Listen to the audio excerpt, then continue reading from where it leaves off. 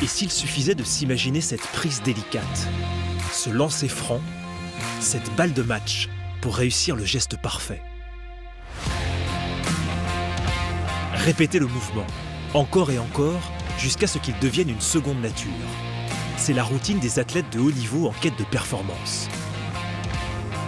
Et dans cette course vers la perfection, il n'est pas seulement question de contraction musculaire. Il faut aussi muscler ses connexions neuronales. Le sport de haut niveau devient alors un objet d'étude scientifique. La championne du jour s'appelle Harmony Tan, 26 ans, 90e joueuse mondiale en 2022 et un coup de raquette dévastateur. Comme beaucoup d'athlètes, Harmony est adepte de l'imagerie motrice, une pratique qui consiste à visualiser au repos les mouvements effectués lors des entraînements afin de les améliorer.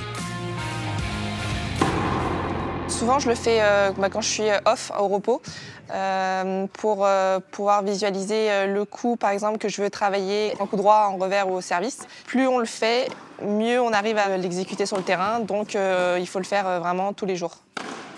Je pense que la partie mentale est assez énorme. La partie physique, c'est vrai qu'elle est aussi très importante, et une partie aussi de tennis, mais je pense que la partie mentale nécessite plus de 50% dans un athlète de haut niveau. Mais que se passe-t-il réellement dans le cerveau des sportifs lorsqu'ils pratiquent cette visualisation mentale? Et peut-on les aider à l'optimiser?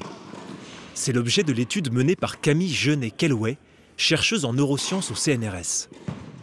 Elle vient rencontrer Harmony Tan pour la première fois afin de collecter des données sur son activité cérébrale. À ce moment-là, il faudra enlever ta queue de cheval. Cette pratique mentale-là, elle est vraiment intéressante d'un point de vue de la performance parce qu'elle permet de solliciter des aires cérébrales qui sont similaires à celles qui sont sollicitées pendant l'exécution de mouvements, ce qui va permettre après d'améliorer la performance motrice. Dans les sports où il y a des gestes stéréotypés, on va avoir vraiment beaucoup recours à cette imagerie motrice qui d'ailleurs, c'est prouvé, permet d'améliorer la précision de mouvement, c'est-à-dire de diminuer la variabilité entre les mouvements. Les recherches sur l'imagerie motrice ne sont pas nouvelles, mais la miniaturisation permet aujourd'hui d'y associer des méthodes d'imagerie cérébrale en dehors des laboratoires, au plus près des sportifs. Grâce à des bonnets équipés d'électrodes, Camille enregistre en temps réel l'activité électrique des neurones d'Harmony lorsqu'elle visualise un coup droit ou un service.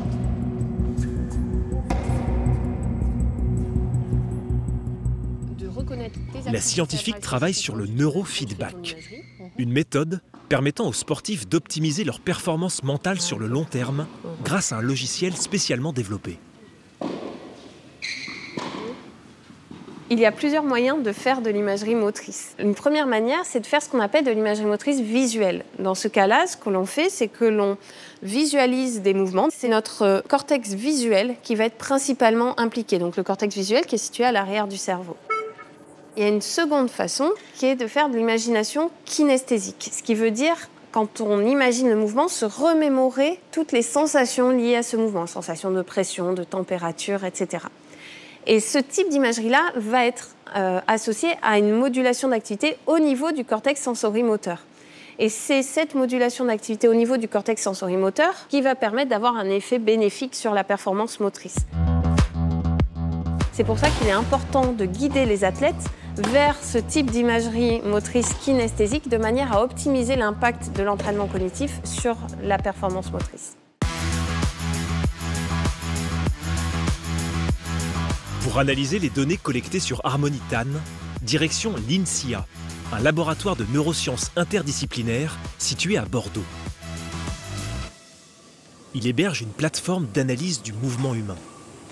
Grâce à des outils comme la réalité virtuelle, la capture de mouvements ou la stimulation cérébrale, les scientifiques tentent d'obtenir une vision d'ensemble de l'apprentissage du mouvement et du rôle qui tient le cerveau.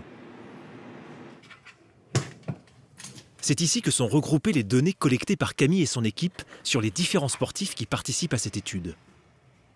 Au moment où l'athlète visualise un mouvement, fait de l'imagerie motrice, on va observer une diminution de l'activité cérébrale au niveau de ce cortex sensorimoteur. Ça va se refléter sur l'image ici par une image qui va devenir bleue. C'est peut-être un petit peu contre-intuitif, mais lorsque le cortex sensorimoteur est activé, on a une diminution de l'amplitude du signal. Une fois qu'on aura collecté des données peut-être sur 1 mois environ, on pourra voir notamment si Harmonie, elle réussit à diminuer de plus en plus son amplitude au niveau du cortex sensorimoteur au cours des sessions. Ces informations vont aussi nourrir une recherche fondamentale sur le fonctionnement de notre cerveau. Au-delà des athlètes, cette recherche se concentre aussi sur des patients atteints de maladies dégénératives comme Parkinson. L'utilisation du neurofeedback pourrait aider à atténuer certains symptômes. Dans la maladie de Parkinson, on observe notamment un ralentissement du mouvement.